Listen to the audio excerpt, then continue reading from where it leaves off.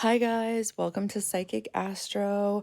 I'm so excited to be doing these videos moving forward. So these videos are going to be astrology based on channeled messages that I get from spirit. So please watch the videos based on your sun, moon, or rising sign, whatever resonates the best for you. Me personally, it's always been my rising sign. It's never been my sun, moon. I just wanted to tell you guys that. Maybe that'll help somebody out there. I've also noticed that for me, my rising sign and my natal chart, as well as my rising sign and my progress chart, also resonates with me. Sometimes more so my progress chart than my natal chart. So yeah, I hope that helps anybody out there. Maybe it's worth trying out. So basically what I'm going to be doing in these videos is I'm going to be channeling the transits of the month. I'm going to be going over the themes you guys can expect. I hope, you guys like these videos. I'm starting off, kind of this way with the paper and the pen because I'm new to this and I just need to figure out what works best for me through trial and error. I'm sure eventually I'm not going to be sticking to paper and pen, but this is what I feel comfortable with for right now. I also just want to put a disclaimer out there. As a psychic, as much as I love channeling messages from spirit, as much as I love channeling the cosmos, and although I trust my messages, I don't know, maybe it's my Virgo placement, maybe it's my Capricorn stellium. I want to tell you guys strongly that I believe you guys shouldn't just stick with psychic channeled messages only. You guys should definitely, watch or at least look into professional astrologers' predictions as well for monthly readings. At least that's just how I feel, and I do want to put that out there. To just be practical about these things and, not just strictly rely on psychic messages, okay? All right, with that being said, let's get to it.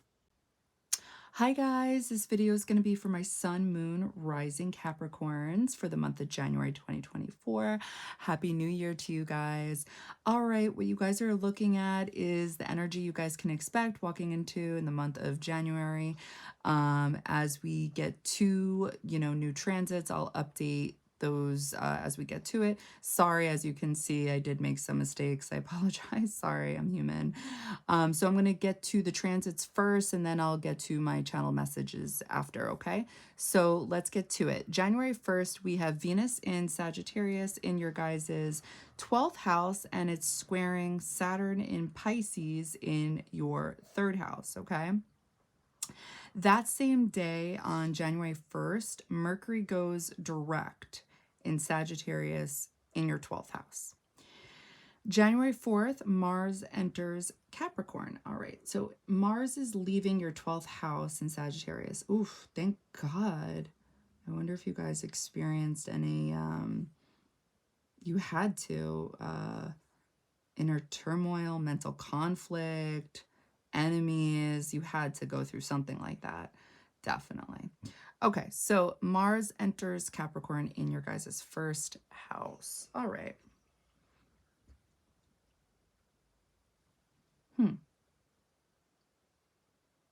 Interesting. Okay, so what did I see for you guys the first week, my channeled messages?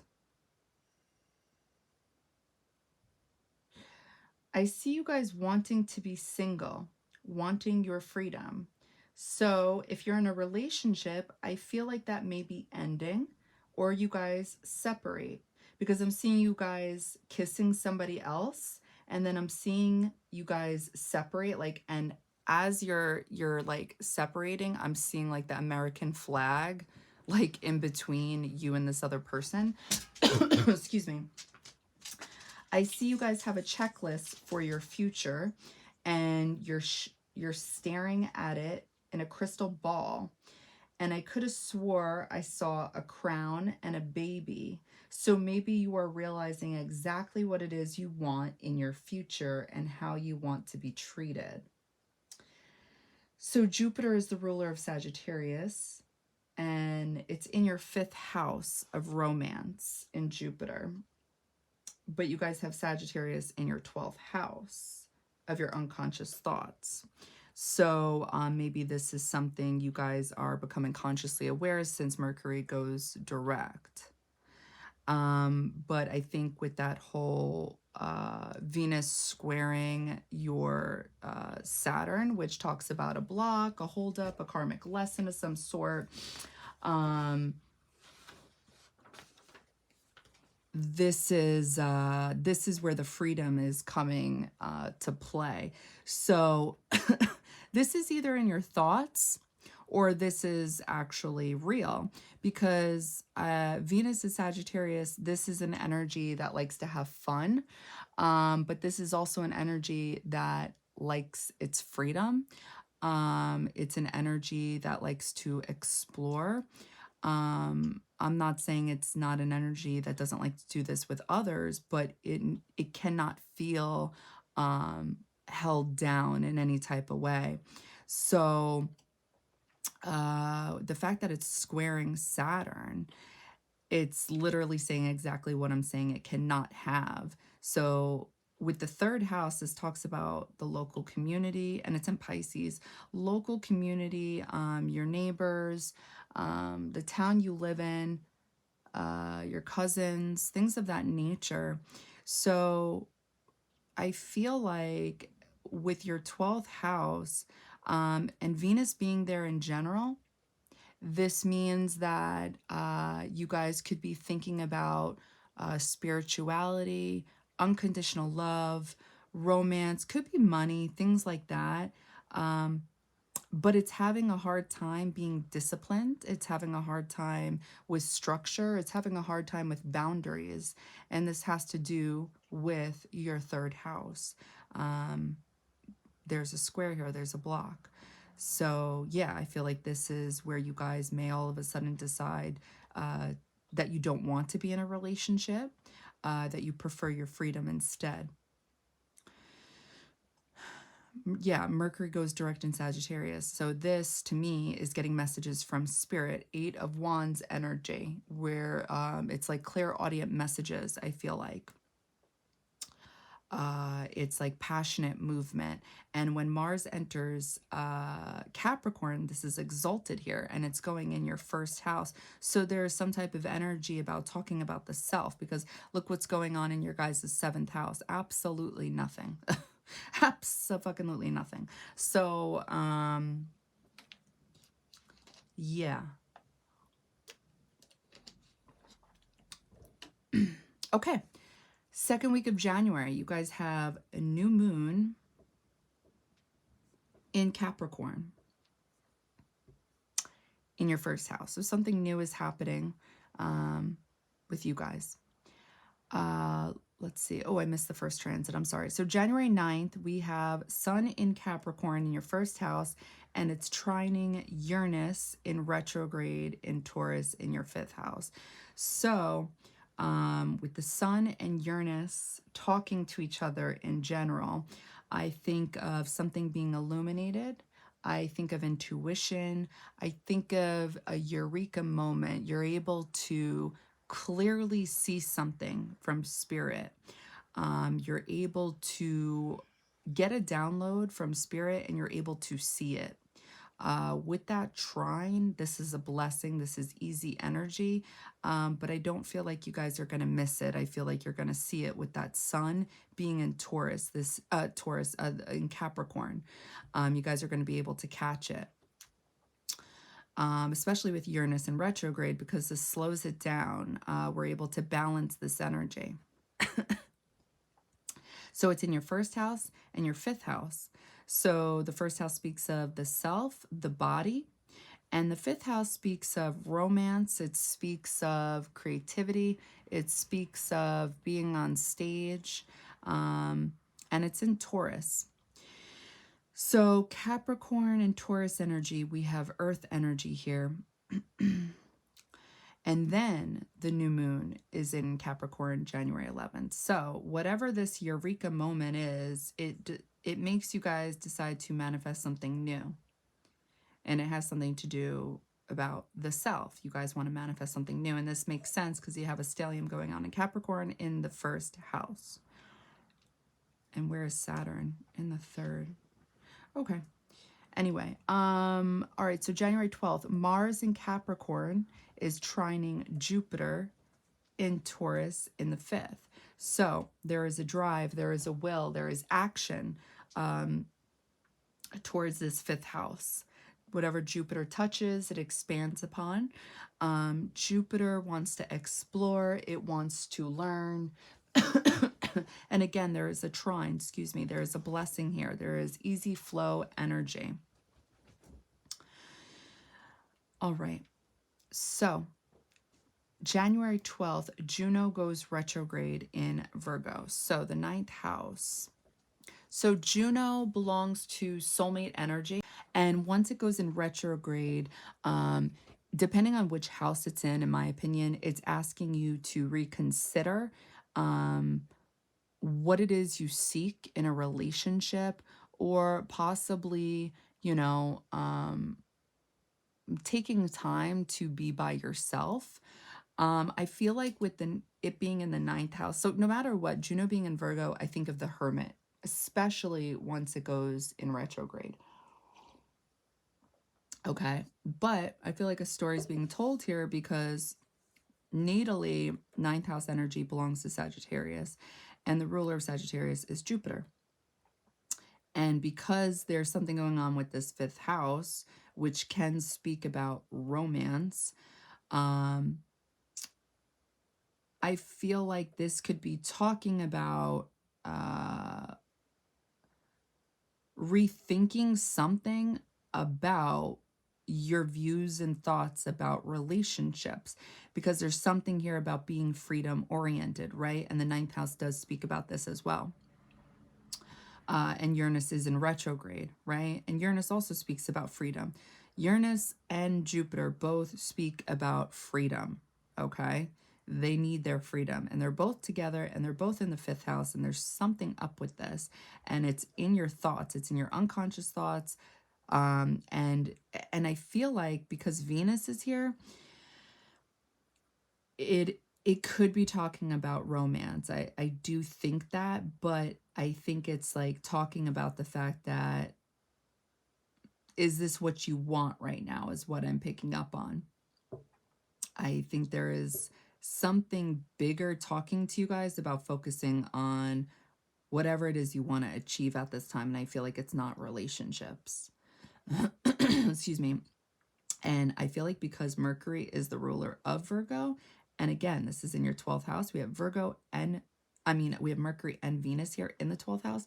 It's like you guys are being asked to connect with this energy at this time. Where's Aquarius for you guys?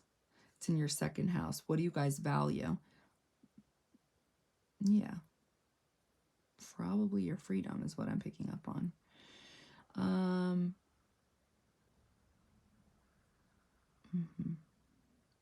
Okay, so what did I channel for you guys the 2nd week? You guys are able to see or know something about your future very clearly, or know what it is you guys want. I see this path of trees on the left and the right side, and then I feel Mother Gaia hand you, a crystal ball, and there's so much light, and the energy was good. So hold on, I want to go back to the transits. So the sun is in Capricorn, and it's trining Uranus retrograde. Okay, so wait, hold on. I also wanted to say this.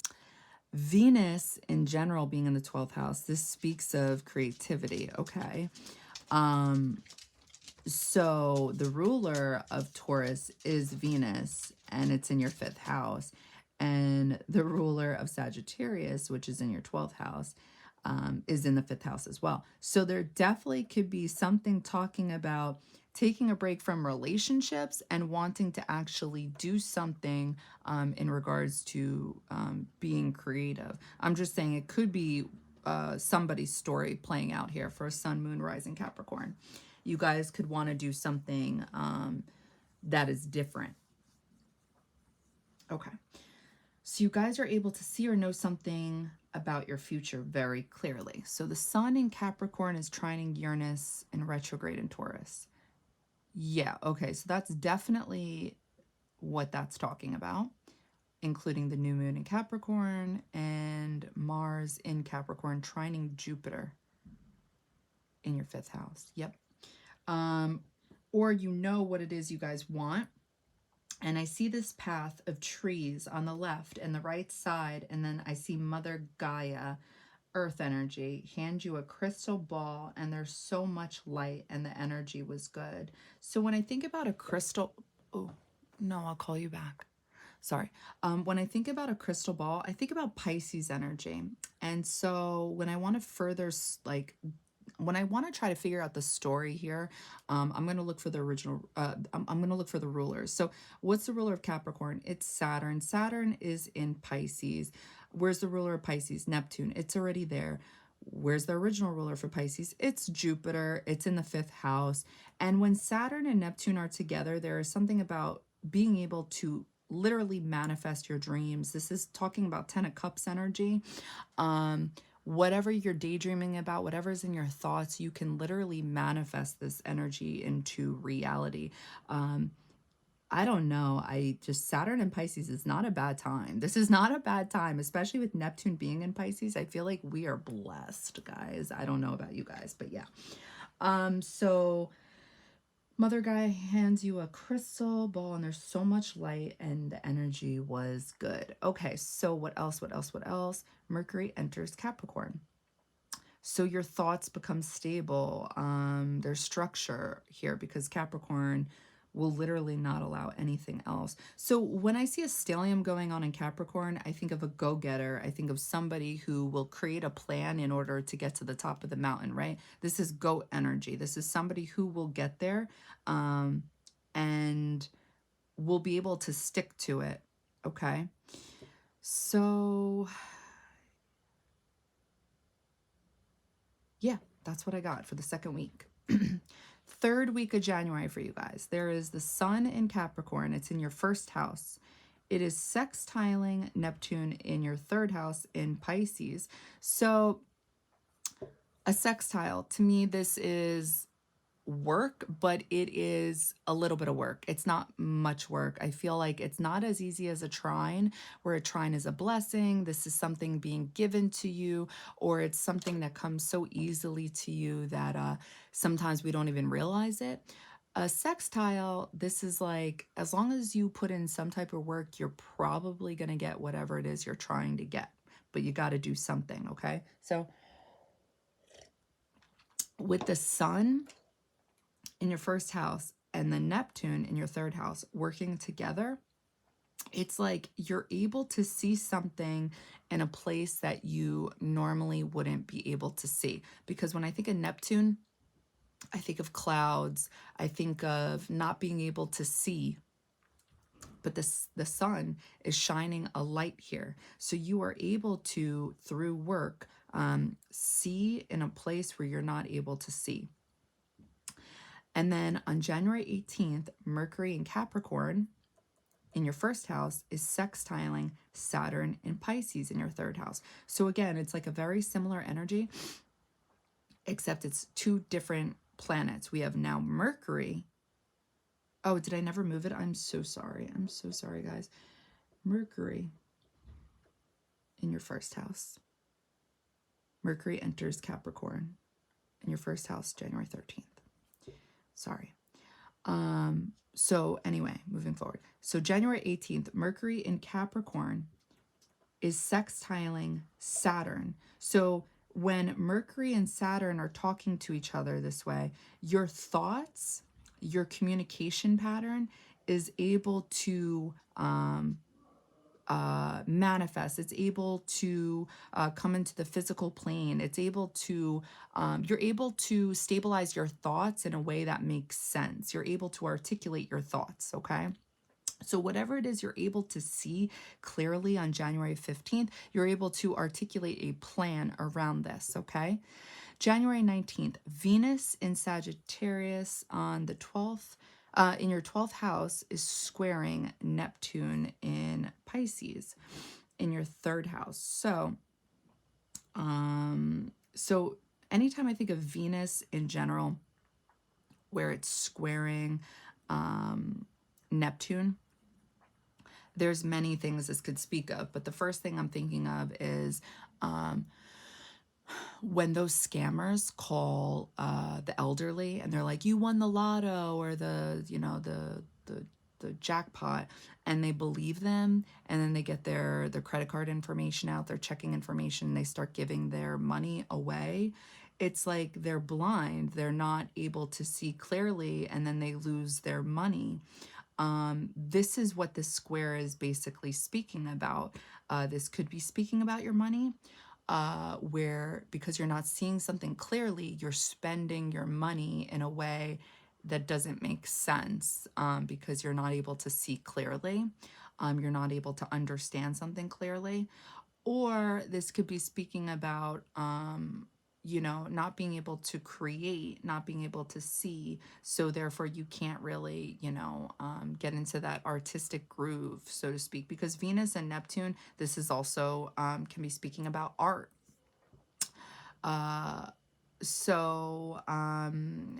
But it can also be speaking about love. It can being not being able to see clearly about another person.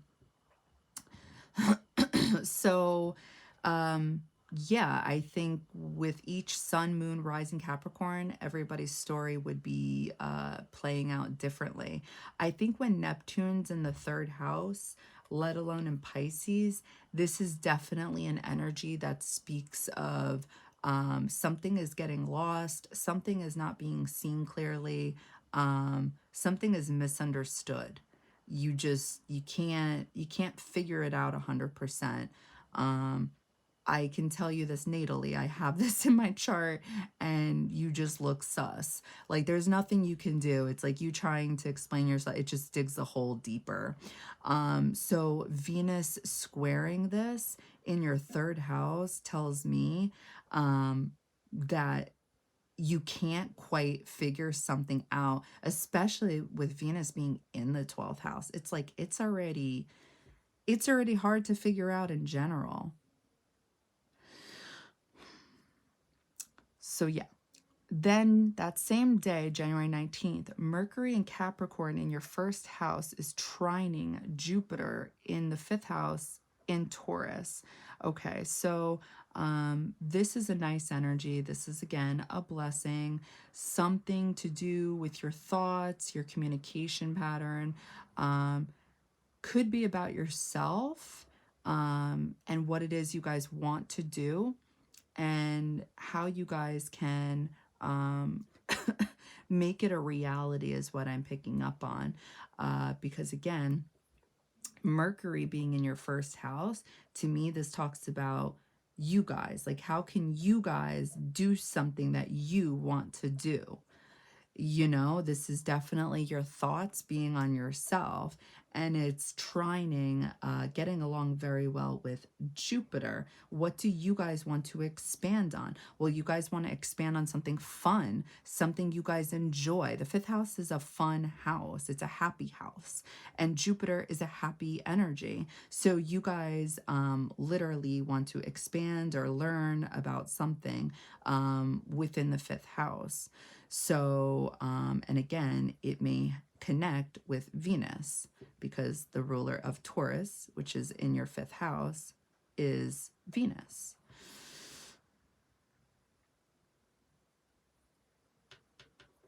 Okay.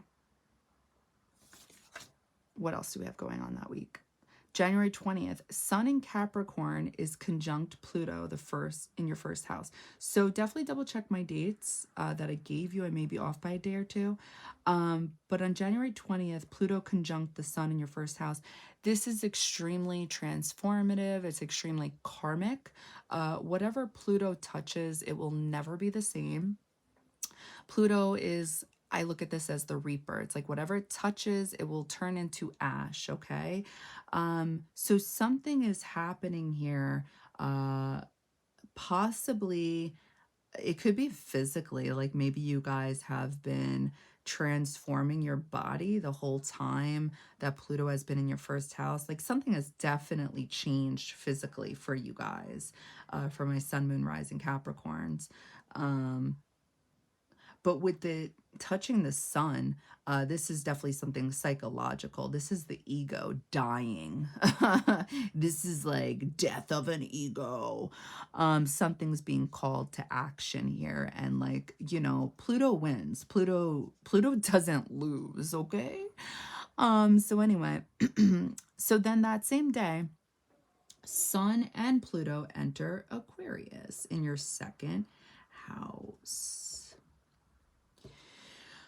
Okay, and I'm just curious, where is Uranus for you guys? It's in your 5th house. And where is Leo for you guys? In your 8th house. Yeah, I feel like this has got to be talking about what do you guys internally value. I mean, okay, but anyway, where's Scorpio? Your 11th house. And how can you make money off of it? I could be wrong. But anyway, what are my channel messages? 3rd week. Going against the grain, higher self is guiding them. Being angry, seeing your future and a bridge to the other side. You guys are moving very fast towards something. And then I see you guys getting derailed. Okay, so let's see what this is about. So you guys are going against the grain. Higher self is guiding them. So this is definitely talking about Mercury and Capricorn, trining Jupiter, and Mercury and Capricorn sextiling Saturn, the sun in Capricorn sextiling Neptune and Pisces. I think the only blockage I'm seeing is you guys being angry, seeing your future and a bridge to the other side. So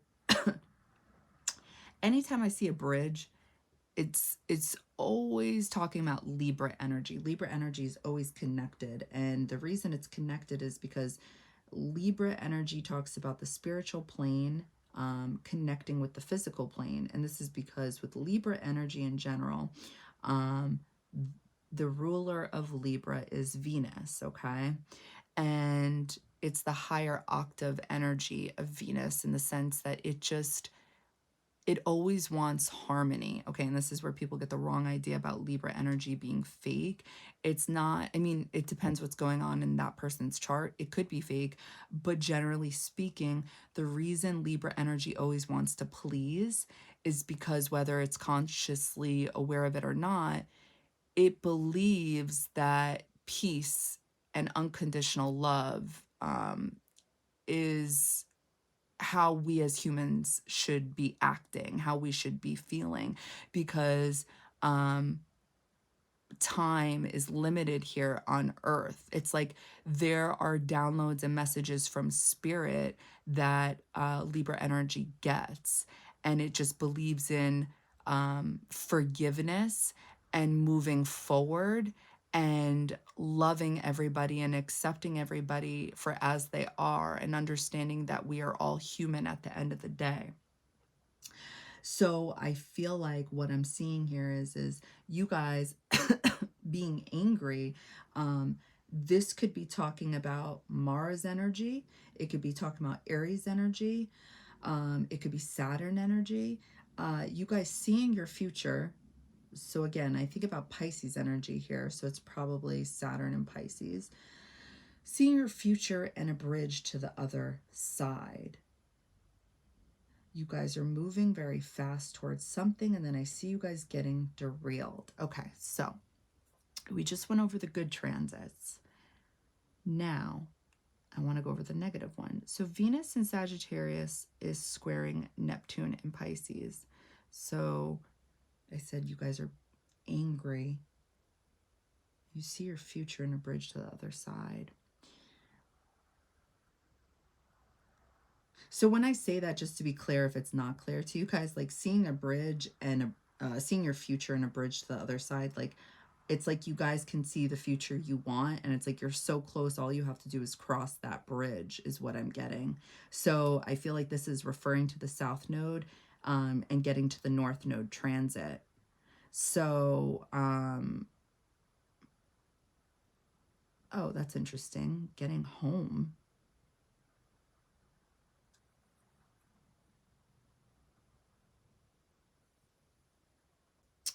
So I almost wonder, with this whole seeing your future and a bridge to the other side, you guys get angry because you guys don't ultimately get to the goal, is what I'm picking up on, right? Because when you have this stellium going on your first house in Capricorn, you're driven, you're goal oriented, you're willing to, you know, make the moves in order to get what it is you want. But then something changes that third week where somehow you guys get derailed. And the only really big transit change that I see is, which is big, obviously, Pluto entering your second house as well as the sun. And the second house speaks of your wallet, the things you guys own, but also the things you guys value. And when I think of Capricorn energy, this can, like general energy, speak of material. This is the material realm. This is also how we build karma. This is how we build karmic lessons, because we as human beings, we forget why we're here. We focus on the material realm, the material plane, and we forget that we're spiritual beings, right? We don't balance out the material realm and the spiritual realm. We're supposed to balance them both out. I don't think we're supposed to all be, you know, Buddha. I don't think that's all of our journeys, our paths. I don't think that at all. So my point here is, I don't think you guys make the bridge because something changes in regards to your goals. I don't know if it's so material focused, if that's what it was. Like, whatever it is you guys were driven towards, I feel like literally changes. And I think this is because Venus is in your 12th house. I think whether you guys will be consciously aware of it or not, it's that Libra energy I'm telling you guys about, that you guys will be connected to source on a higher level. I know that the South Node is in Libra, but this speaks of several different things. It speaks of trying to step away from what everybody else wants and lean towards the self. What do you want? But this also speaks of having the knowledge of Libra energy. And what is the knowledge of Libra energy in a higher type of way? This is exactly what I just said before: unconditional love, spiritual knowledge, spiritual awareness. And this can speak of, what do you guys actually really value? So you have the ruler of Aquarius right now, which is Uranus, in Taurus. And what's the ruler of Taurus? It's Venus. It goes back to your 12th house. The 12th house it can be a spiritual place, right? Because it natally belongs to Pisces. And you have Saturn and Neptune here. So there's some type of restriction or karmic lesson, I feel like, going on here, that you guys are learning about, is what I feel like. Because the sun, natally, this belongs to Leo energy, and it's in the opposite house. It's in Aquarius. And then you have Pluto. This belongs to the 11th house. For you guys with Scorpio, and you guys have it in the second house, your wallet. I think something's going on here in regards to your dreams, your deepest desires. something is transforming here in regards to what you guys value. And I don't think you guys are going to be deeply and consciously aware of this right when this goes into your second house. But the sun being here in the second house is shining a light on something. So yeah. And obviously, I don't think you guys are going to be happy about it as a sun, moon, rising Capricorn. So Venus enters Capricorn on January 23rd. So Venus is leaving your 12th house and it enters your first house. January 25th, we have the full moon in Leo and it enters your 8th house. January 26th, Uranus goes direct in Taurus in the 5th house on January 26th. January 26th, that same day, Sun in Aquarius in your second house is squaring Jupiter in the 5th house. So it's not getting along. Something's getting blocked here. The next day, January 27th, Mercury in Capricorn, first house, conjunct Mars in Capricorn in the first house, okay? That same day, Venus in Capricorn in the first house is sextiling Saturn in Pisces in the 3rd house.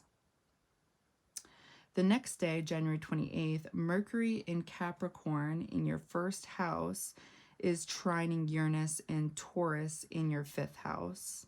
All right, that's a good energy. The same day, January 28th, Venus in Capricorn in your first house is trining Jupiter in Taurus in your 5th house. Another good energy. Mars in Capricorn in your first house is trining Uranus in Taurus in your 5th house. Another really nice energy. All right, so what did I channel for you guys? I'm seeing you guys being separated from the people, and the people want to get to where you are because there's a lot of light. A little unstable, unsure about letting people in. I'm picking up on Leo energy and having a message, a surprise. Excuse me. So being separated from the people, I want to see this. So this is definitely talking about the sun and Pluto being in Aquarius.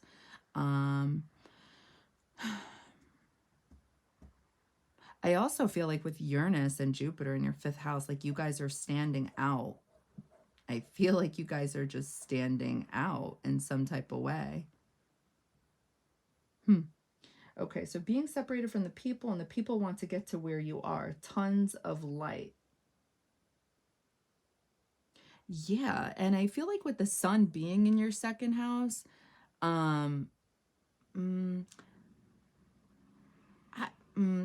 I just feel like with so the ruler is Aquarius, right? So sun will be in Aquarius. The ruler of Aquarius is Uranus in the 5th house. So this whole energy, it's definitely talking about you guys with Jupiter and Uranus being here and people seeing you guys. And people want to be there. A little unstable, unsure about letting people in. This is definitely because you guys are feeling uncomfortable with this transit. But not only that, it's this 8th house transit on the same axis as Aquarius. The Leo Aquarius axis with the full moon being in your 8th house. Definitely. It's talking about this. A little unstable, unsure about letting people in. I'm picking up on Leo energy and having a message, a surprise.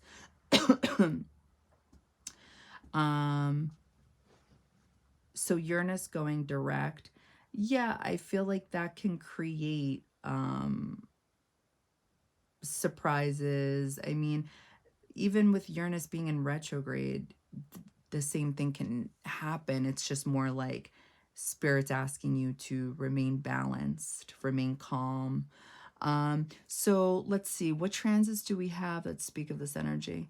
So the sun in Aquarius in your 2nd house is squaring Jupiter. So I feel like this is that unstable energy, unsure about letting people in.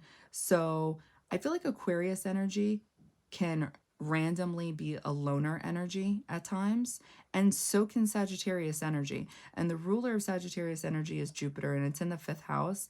And this is talking about being on stage.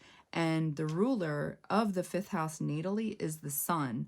And these two are getting blocked, but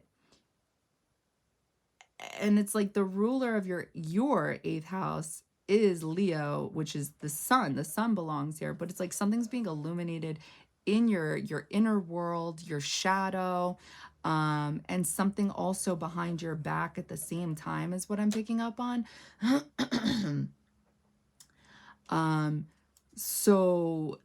Yeah, and then you guys are, what'd you say? I'm picking up on Leo energy and having a message, a surprise. So a message, a surprise. This talks about technology, online, something, a surprise, literally a surprise out of nowhere. So this is 5th, 11th house. 11th house speaks of the internet, online, having a message, a surprise. Scorpio energy. I feel like because it's happening around the full moon, it's probably talking about, it's connecting here to past romance because of the 5th house. So yeah, I'm picking up on the 5th, 11th, and the 2nd, 8th house in regards to whatever this surprise is about.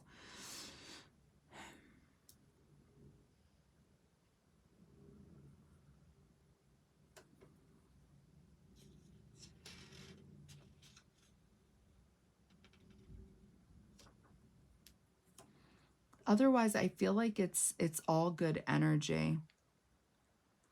But I feel like your direction changes from what you thought you wanted is what I'm picking up on. Remember before how I said something about the spiritual realm and the material realm? This is being discussed on the 2nd and 8th house axis. And look what you have going on here. You have the sun and Pluto in your 2nd house, and you have the full moon in the 8th house the last week of January. So this is definitely going to be illuminated. I feel like this is why you guys may be going into that loner energy, despite having a lot of positive energy is what I'm picking up on, because you guys have Venus in your 1st house. So yeah, that's what I'm seeing for you guys. You know, you can run, but you can't hide type of energy. All right. I hope this helps. I hope it resonates. Bye, guys.